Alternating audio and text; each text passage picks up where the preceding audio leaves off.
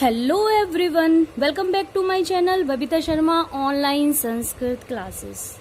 तो बच्चों, आज हम कक्षा 9 का पार्ट 1 दो बैलों की कथा, इसके प्रश्न उत्तर करेंगे। एक्सप्लेनेशन में पहले ही कर चुकी हूँ। अगर आपने वो वीडियो नहीं देखा है तो प्लीज आप चैनल को सब्सक्राइब करें और मेरे सारे वीडियो देखें। तो प्रश्न उत्तर देख लीजिए। पहला प्रश्न है, कांजी हाउस में कैद पशुओं की हाजिरी क्यों ली जाती होगी? तो कांजी हाउस वह स्थान था जहां पर आवारा पशुओं को रखा जाता था। तो कांजी हाउस में कैद पशुओं की हाजिरी इसलिए ली जाती होगी कि कैद में पशुओं की संख्या का पता लगाया जा सके और ये पता लगाया जा सके कि कोई पशु भाग तो नहीं गया अथवा कोई मर तो नहीं गया। प्रश्न 2, छोटी बच्ची को बैलों के प्रति प्रेम क्यों उमड़ आया? तो छोटी बच्ची को बैलों के प्रति प्रेम इसलिए उमड़ आया क्योंकि छोटी बच्ची की माँ सौतेली थी और वो उसके साथ सौतेला व्यवहार करती थी, उसे मारती थी, पीटती थी और खाने के लिए अच्छा भोजन भी नहीं देती थी। वहीं दूसरी ओर दोनों बैलों के साथ भी वैसा ही व्यवहार किया जाता था। यह देखकर उस बच्ची को ऐसा लगा कि कहीं ना कहीं उन दोनों बैलों की स्थिति भी उसी के ही जैसी है, इसीलिए उसको उनके प्रति प्रेम उमड़ आया। प्रश्न 3, कहानी में बैलों के माध्यम से कौन कौन से नीति विषयक मूल्य उभर कर आए हैं? तो देखिए, कहानी में बैलों के माध्यम से निम्नलिखित नीति विषयक मूल्य उभर कर आए हैं। जैसे डरकर भागना कायरता होती है, जानवरों पर अत्याचार नहीं करना चाहिए, हमें स्त्री जाति का सम्मान करना चाहिए, स्त्रियों पर हाथ नहीं उठाना चाहिए, अपनी आजादी के लिए अंतिम क्षण तक प्रयास करना चाहिए, अधमरे शत्रु पर प्रहार नहीं करना चाहिए, मित्र को विपत्ति में छोड़कर नहीं जब भागना चाहिए, संगठन में ही बल होता है और प्रेम करने वाले स्वामी से वफादारी निभानी चाहिए। अगला प्रश्न है प्रश्न 4, प्रस्तुत कहानी में प्रेमचंद ने गधे की किन स्वभावगत विशेषताओं के आधार पर उसके प्रति रूढ़ अर्थ मूर्ख का प्रयोग न कर किसी नए अर्थ की ओर संकेत किया है? तो देखिए, गधा एक ऐसा जानवर है जो क्रोध नहीं करता। तो रूढ़ अर्थ हम हमेशा से ही प्राचीन काल से ही गधे के लिए मूर्ख अर्थ का प्रयोग करते हैं, लेकिन इस पाठ के माध्यम से लेखक ने एक नया अर्थ बताया है। वह है कि गधे में ऋषि मुनियों के गुण पाए जाते हैं, अर्थात लेखक ने उसे ऋषि मुनियों की श्रेणी में रखा है क्योंकि उसमें वे सारे गुण हैं जो ऋषि मुनियों में पाए जाते हैं। सहनशीलता, क्रोध न करना, सुख दुख लाभ हानि का कोई प्रभाव न पड़ना, ये सभी गुण उसमें पराकाष्ठा पर होते हैं, इसीलिए लेखक ने उसे ऋषि मुनियों के समान बताया है। प्रश्न 5, किन घटनाओं से पता चलता है कि हीरा और मोती में गहरी दोस्ती थी? तो देखो, पाठ के अंदर बहुत सारी ऐसी घटनाएं आई हैं जिनसे पता चलता है कि हीरा और मोती में गहरी दोस्ती थी। जैसे जब उन्हें खेतों में जोता जाता था तो वे दोनों गर्दन हिला हिलाकर एक दूसरे पर ज्यादा वजन ना आए इसलिए अपने ऊपर ही अधिक वजन को रखते थे। दूसरा, जब उनको नांद में चारा डाला जाता था तो दोनों एक साथ मुंह डालते थे और एक साथ ही बाहर निकालते थे कि हम ज्यादा ना खा ले। तीसरा, एक बार जब झुरी ने हीरा की नाक पर वार किया, यानी उसको मारा और उसकी नाक से खून निकलने लगे, तो मोती ने पूरे खेत को तहस नहस कर दिया था।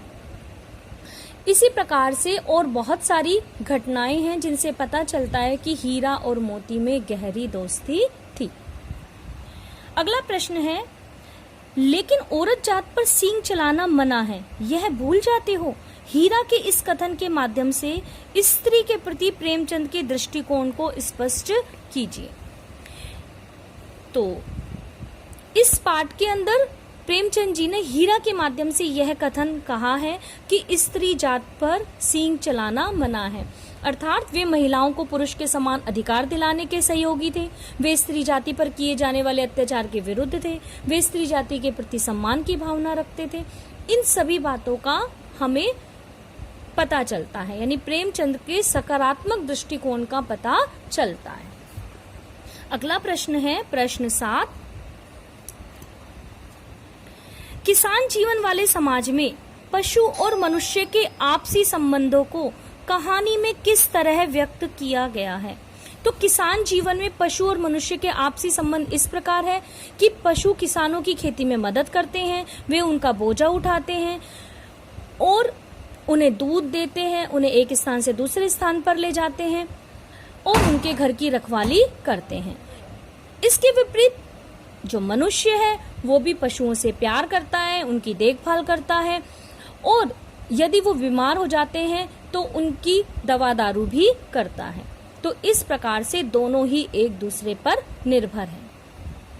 अगला प्रश्न है, इतना तो हो ही गया कि 9-10 प्राणियों की जान बच गई, वे सब तो आशीर्वाद देंगे। मोती के इस कथन के आलोक में उसकी विशेषताएं बताइए। तो इसमें आपको मोती की विशेषताएं बतानी है कि मोती कैसा था। तो इस बात से पता चलता है कि वह स्वतंत्रता प्रिय था, क्योंकि उसने अपनी स्वतंत्रता के लिए हर संभव प्रयास किया, यानी अंतिम क्षण तक वह अपनी स्वतंत्रता के लिए लड़ता रहा। वह परोपकारी था, वह दूसरों की मदद करने वाला था, वह स्वार्थी नहीं था और अपने से पहले वह दूसरों के बारे में सोचता था। अगला प्रश्न है, आशय स्पष्ट कीजिए। अवश्य ही उनमें कोई ऐसी गुप्त शक्ति थी जिससे जीवों में श्रेष्ठता का दावा करने वाला मनुष्य वंचित है। तो ये जो बात है ये हीरा और मोती के लिए कही गई है। तो देखिए, मनुष्य को सभी जीवों में श्रेष्ठ माना जाता है क्योंकि मनुष्य बुद्धिमान होता है, उसमें सोचने समझने की क्षमता होती है और वह अपनी बुद्धि का प्रयोग करता है। लेकिन हीरा और मोती जो बैल होते हुए भी, जो जानवर होते हुए भी बिना बोले ही एक दूसरे के मन की बात को समझ लेते थे, लेकिन मनुष्य कहने के बावजूद भी दूसरों के मन की बात को नहीं समझता। इसीलिए इस पाठ में लेखक ने यह कहा है कि अवश्य ही उन दोनों में कोई गुप्त शक्ति थी जिससे कि मनुष्य जो अपने आप को श्रेष्ठ कहता है वह वंचित है। अगला है ख, उस एक रोटी से उनकी भूख तो क्या शांत होती, पर दोनों के हृदय को मानो भोजन मिल गया। इस पंक्ति का आशय यह है कि दोनों बैल जब गया के घर में थे तो उन्हें खाने के लिए अच्छा भोजन नहीं मिलता था, लेकिन उसकी जो बेटी थी उसकी माँ भी सौतेली थी, तो उसे खाने के लिए जो 2 रोटी मिलती थी वह 2 रोटी वह उन दोनों बैलों को बड़े प्यार से खिला आती थी। उसका ये प्यारपूर्ण व्यवहार देखकर उन दोनों बैलों को मानो आत्मसंतुष्टि हो जाती थी, यानी एक रोटी से उनका पेट नहीं भरता था, लेकिन उनको ये लगा कि शायद कोई तो है इस घर में जो उनसे प्यार करता है, तो उनको उस एक रोटी से भी तृप्त, उनका हृदय जो था वो तृप्त हो जाता था। अगला प्रश्न है, गया ने हीरा मोती को दोनों बार सूखा खाने के लिए दिया क्योंकि, अब ये टिक वाला ऑप्शन है, क्यों दिया उसने दोनों बार सूखा भूसा खाने के लिए?